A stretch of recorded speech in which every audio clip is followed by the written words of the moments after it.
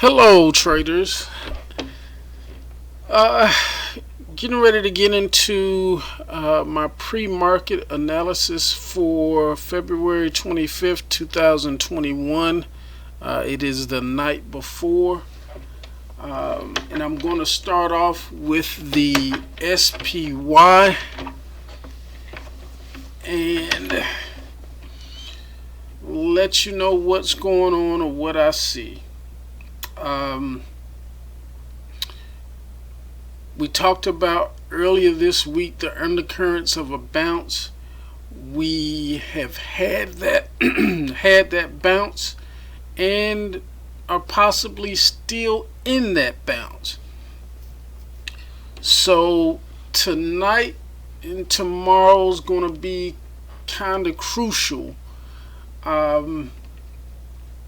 because I see where we are in the chart. We're going to run into some resistance.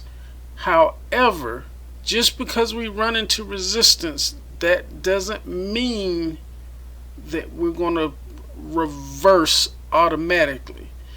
You have to look at, I call it decision areas. And when you get to a decision area,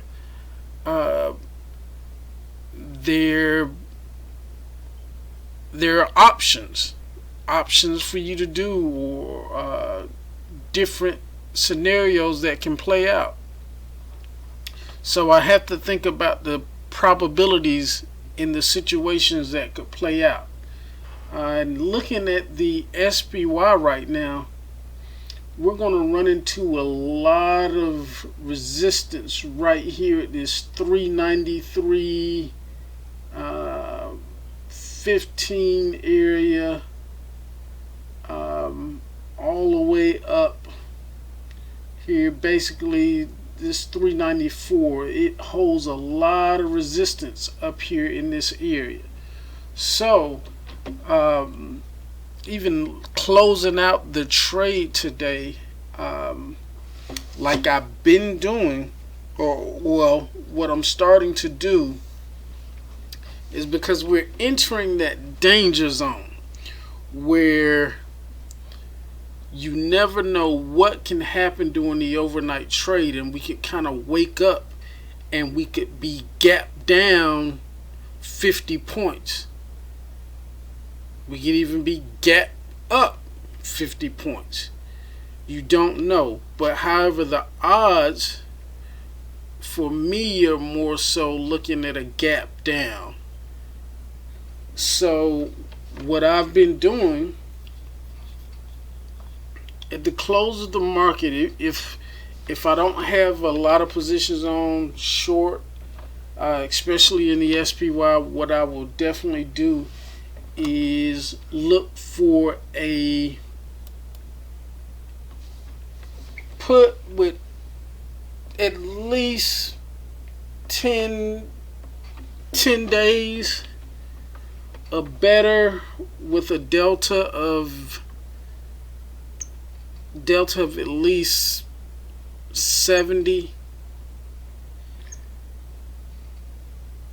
and I'm putting those on when we get to these decision areas, or usually the decision areas has happened closer to the end of the day. So I'm putting those puts on at the end of the day, and I'm not really caring if I lose. I put it on with a bracket, so basically it's set where I can't lose more than $100. So I'm not caring about losing $100 over the opportunity to gain possibly 1,000. So that's how I'm looking at this every day now in the overnight session, by putting these options on the day before. And right now I am no longer holding any long positions overnight. If I tell you I'm flipping long or doing a call, Uh, Trust me, it's intraday only. I am holding nothing long overnight right now. Um, but coming back to the SPY, um, there's a lot of resistance right here. So the probabilities of what I'm looking at, there's a 60% chance that we bounce off of this 393 area and head down at least to this 390 area, 389 area. At least. However, there's another 40% chance that we can shoot through the moon, that we break out of this 393 and it takes off. And the reason it's going to take off pretty fast is that everybody sees the higher probability is to pull back down. And if you surprise people when everybody's looking for the pull back down, there's going to be a lot of short covering that's going to push it higher and higher. And it's going to push it at a fast rate. If we do make it through this 393 area, it's going to explode up. So have to be careful about that.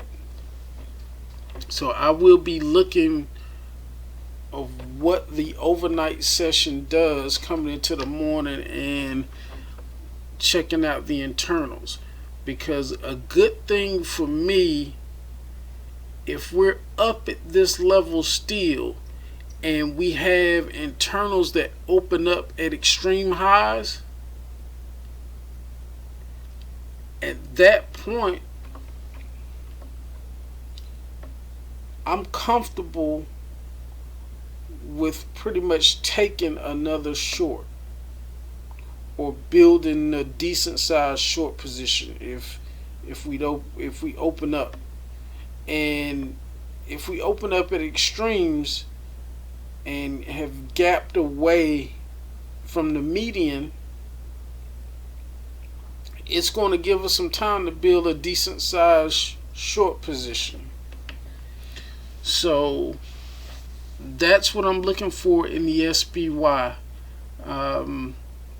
Resistance right here is 393. If we bust out of this 393,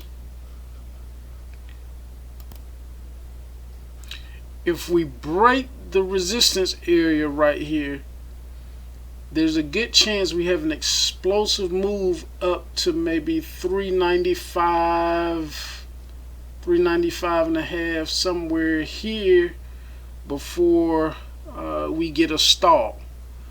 And then at that point again, it's highly likely that we try to visit this 397 area once the stall, or once it compresses and gets enough energy up to keep moving.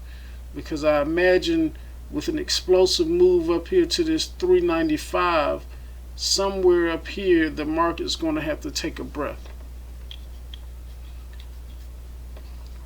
So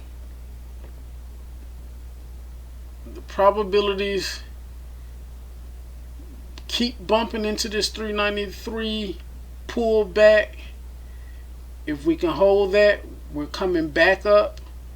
And if we can break through, we're going 395 half before another stall, and then possibly close to this 397 area. So that's what I'm looking for. And if we break through, I'll be looking for weaker internals and basically a combination of three things to let me know it's time to get short. At either one of those levels, at the 395 level, even at the 393 level, the 395 and the 397 level, if I get to that level and we have a combination of being in an overbought condition and volume trailing away, and the internals weak, that's when I start to build the short. So that's what I'm looking at on the SPY. And we can move to the next item. Alright, next product I'm keeping tabs on is going to be the NQ, or the QQQ. For purposes of this video, I'm going to use the NQ. Alright, and with the NQ, you can see that we have a lot of resistance right here at this 13,348 area. This is going to be crucial overnight. If we keep bumping and rejecting that, we're headed back down. And this trend line here is very, very crucial. We've already breached it once, twice, a third time. We may not see back above it. And that's crucial because there are two things that are playing tug of war with the market right now. You have the financials, which are on the upside, trying to hold the market up, and then you have tech, which I view as the NQ, trying to pull the market down right now. And if for any reason, if we get a break where the NQ is pushing lower and the financials start to break, we can see a limit down day easy.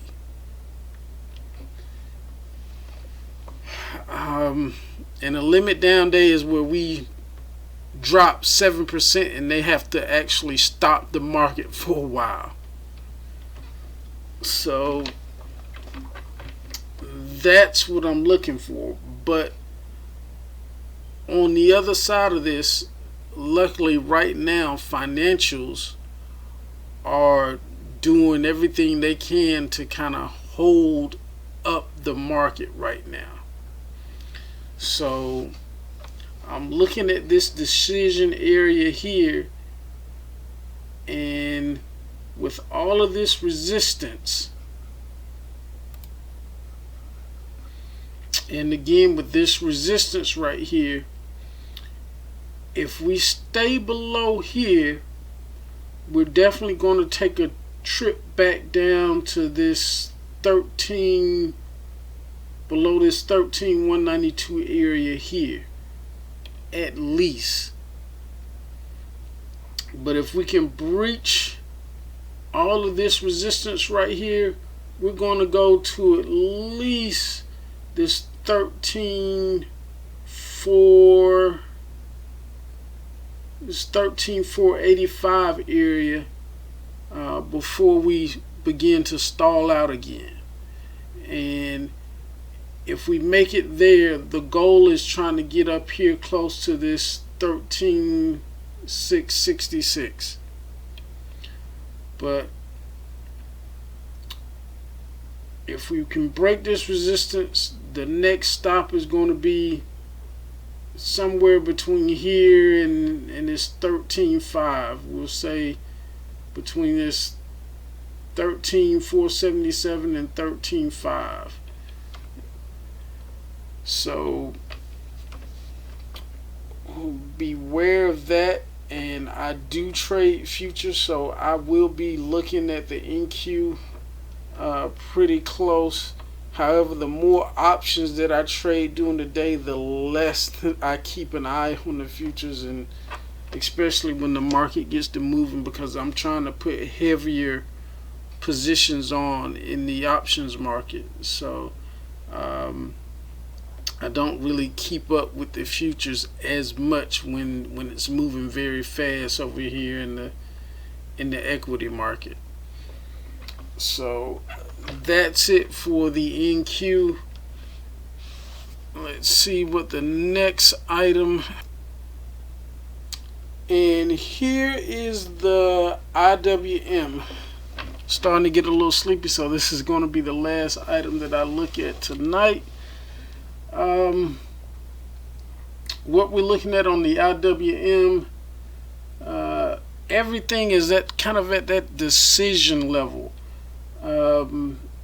Right here, 228 I see as a decision level here, where we could bounce into that 228 and either pull back at least to 226, or this one's kind of hard because we have the 230 level right above that, so we could chop around this 230 level. So I will definitely be keeping my eye on the 228 and 230 level, and once we reach those levels, keeping an eye on the internals to see what they tell me once we reach those levels. If you're watching this video, please comment, like,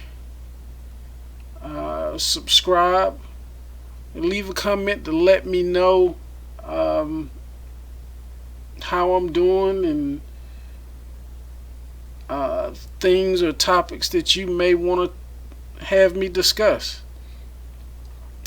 And also, if anybody could tell me what tools have the pen where I can actually draw on the chart as I record, I definitely have to find that. It would make things a lot easier for me.